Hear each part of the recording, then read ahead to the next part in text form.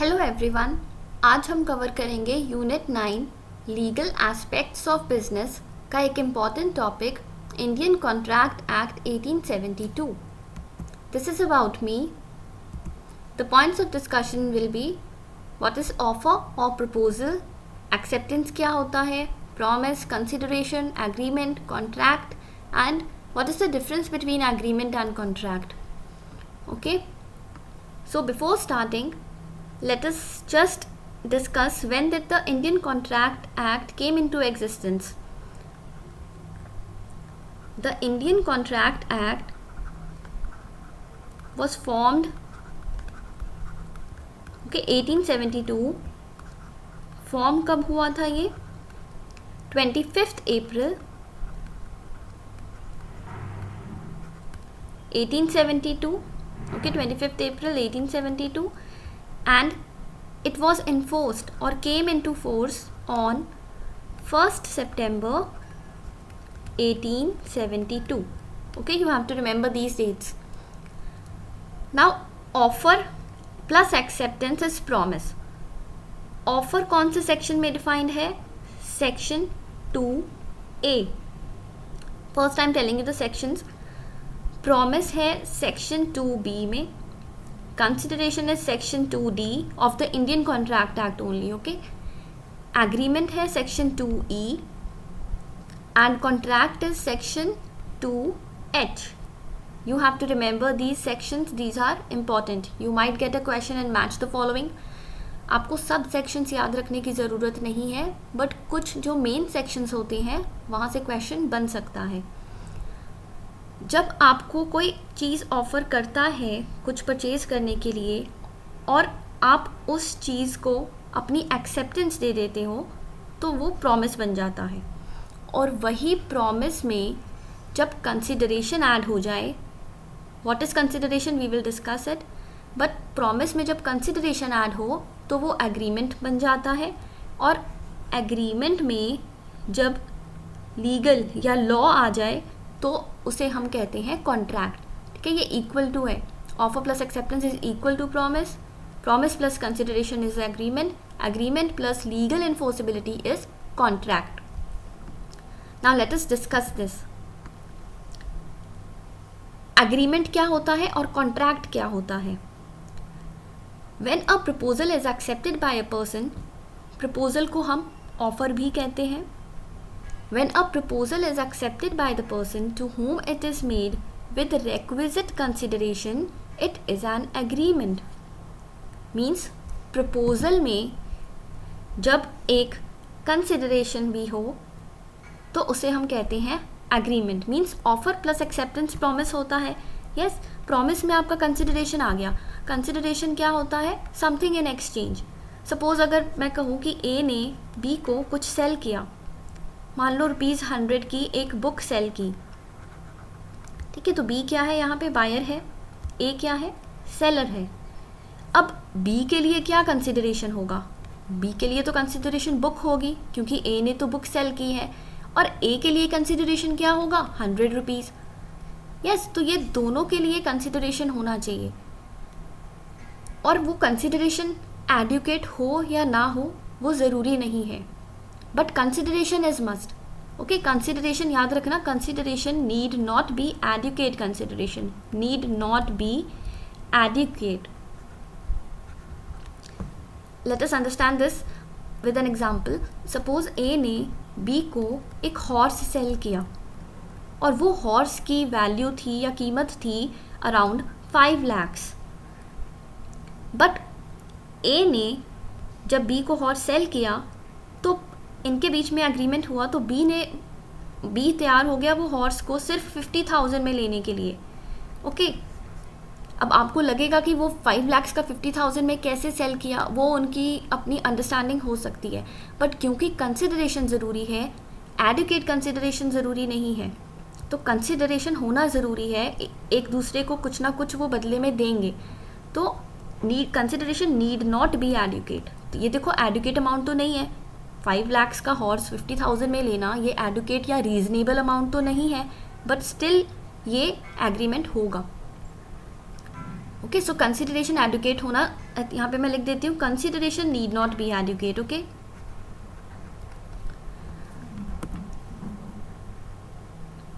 अब कॉन्ट्रैक्ट क्या है? When an agreement is enforceable by law it becomes a contract.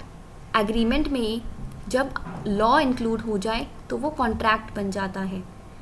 अब यहाँ पे देखो ऑफर एंड एक्सेप्टेंस लिखा है. हमने यहाँ पे पढ़ा था कि एग्रीमेंट क्या है? Promise plus consideration. बट यहाँ पे ये सिर्फ इसका एलिमेंट लिखा है, मीन्स उसका पार्ट है. तो जब यहाँ पे आप खुद सोचो, जब यहाँ पे ऑफर एंड एक्सेप्टेंस ही तो प्रॉमिस बन रहा है और वही प्रॉमिस में कंसिडरेशन ऐड हो रहा है, तो इस प्रॉमिस में तो ऑफर और एक्सेप्टेंस ऑटोमेटिकली ऐड है. यस, एक्सेप्टेंस और ऑफर दोनों ऐड है प्रॉमिस में. तो ऑफर, एक्सेप्टेंस और कंसिडरेशन ये तीनों एलिमेंट्स हैं एग्रीमेंट के. तो इसीलिए इन्होंने यहाँ पे लिखा है ऑफर एंड एक्सेप्टेंस. और अगर हम इक्वेशन की बात करें तो इक्वेशन क्या होगी? Promise plus consideration. ओके, यहाँ पे क्या होगी अगर इसकी इक्वेशन की बात करें? Promise plus consideration. Okay, agreement and enforceability क्या होगा? कॉन्ट्रैक्ट होगा. ये सेक्शन 2 में डिफाइंड है, ये सेक्शन 2H में डिफाइंड है, ये एग्रीमेंट 2E में डिफाइंड है. एग्रीमेंट ज़रूरी नहीं है कि हमेशा रिटन हो, ओरल एग्रीमेंट भी हो सकता है. आप अपने घर में भी किसी के साथ ओरल एग्रीमेंट कर सकते हो. बट जो कॉन्ट्रैक्ट होता है, क्योंकि यहाँ पे लीगैलिटी आ जाती है, इन्फोर्सेबिलिटी, लीगली इन्फोर्सेबल होता है, इसलिए ये रिटन होना चाहिए और रजिस्टर्ड होता है. और क्योंकि यहाँ पे लीगल ऑब्लिगेशन है, ओके, क्योंकि ये कॉन्ट्रैक्ट है ना, रिटन है, तो इसमें लीगल ऑब्लिगेशन है. बट यहाँ पे कोई लीगल ऑब्लिगेशन, एग्रीमेंट में कोई लीगल ऑब्लिगेशन नहीं होती. Every agreement need not be a contract. ऐसा ज़रूरी नहीं है कि हर एक एग्रीमेंट कॉन्ट्रैक्ट हो, बट जितने भी कॉन्ट्रैक्ट होते हैं ये सारे ही एग्रीमेंट होते हैं. This line is important. Agreement का एक वाइडर स्कोप होता है और कॉन्ट्रैक्ट एक नैरो कॉन्सेप्ट है. नैरो इसलिए है क्योंकि एग्रीमेंट्स तो बहुत हो सकते हैं, बट जिनको लॉ के द्वारा माना जाएगा, जो लीगली इन्फोर्सेबिलिटी जहाँ पे होगी, वही एग्रीमेंट कॉन्ट्रैक्ट बनेंगे. Okay, that is why contract का जो कॉन्सेप्ट है वो नैरो है. You can remember it this way कि जो कॉन्ट्रैक्ट है वो एग्रीमेंट का ही पार्ट है, और जो एग्रीमेंट है ये वाइडर टर्म है, और कॉन्ट्रैक्ट जो है ये एक नैरो टर्म है. तो ऑल कॉन्ट्रैक्ट्स आर एग्रीमेंट्स. जितने भी कॉन्ट्रैक्ट्स हैं वो सारे एग्रीमेंट हैं, बट सारे एग्रीमेंट कॉन्ट्रैक्ट हो ये ज़रूरी नहीं है. Okay, you can write this statement: all contracts are agreements but all agreements are not contracts. Okay, जितने भी कॉन्ट्रैक्ट है वो एग्रीमेंट है, बट सारे एग्रीमेंट कॉन्ट्रैक्ट नहीं है. Now let's test your understanding. Arrange the following in the order of their manifestations. First option is offer, acceptance, breach of contract and contract. आपको इसको सीक्वेंस में लगाना है, अरेंज करना है. So you can pause the video and answer and then check whether your answer was right or not. Okay? सबसे पहले बताओ क्या आएगा? ऑफर आएगा. यस, जिसे हम क्या कहते हैं? प्रपोजल. नाउ सेकंड क्या होगा? आप उस ऑफ़र को एक्सेप्ट करोगे. यस, तो फर्स्ट पे ऑफ़र आ जाएगा, सेकंड पे एक्सेप्टेंस आ जाएगा. अब क्योंकि यहाँ पे प्रॉमिस या फिर एग्रीमेंट वो सब नहीं दिया है, डायरेक्टली कॉन्ट्रैक्ट दिया है, तो थर्ड ऑप्शन पे कॉन्ट्रैक्ट आ जाएगा.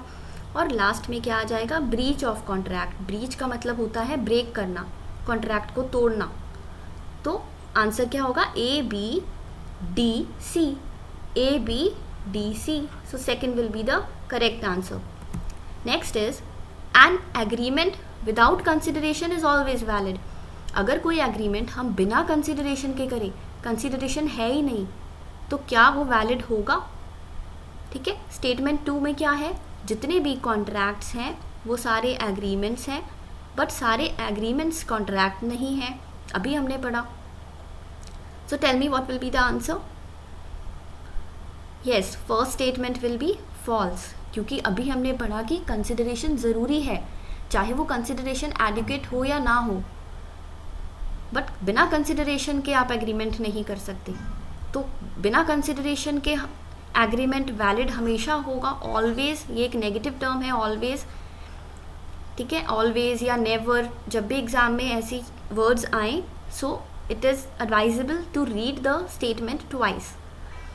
ऑल कॉन्ट्रैक्ट्स एंड एग्रीमेंट, ये तो अभी पढ़ा है, ये ट्रू है क्योंकि सारे कॉन्ट्रैक्ट्स एग्रीमेंट्स होते हैं, कॉन्ट्रैक्ट तो बाद में बनता है, पहले एग्रीमेंट होता है। So this is correct, so the answer will be statement 1 is incorrect but statement 2 is correct. Option number 3 will be the answer. Okay, so with this we come to the end of the topic. See you again in the next video. Till then keep studying. अगर आपको video पसंद आए तो do like, share and comment and do subscribe my channel, that is Commerce with Nix. Bye bye.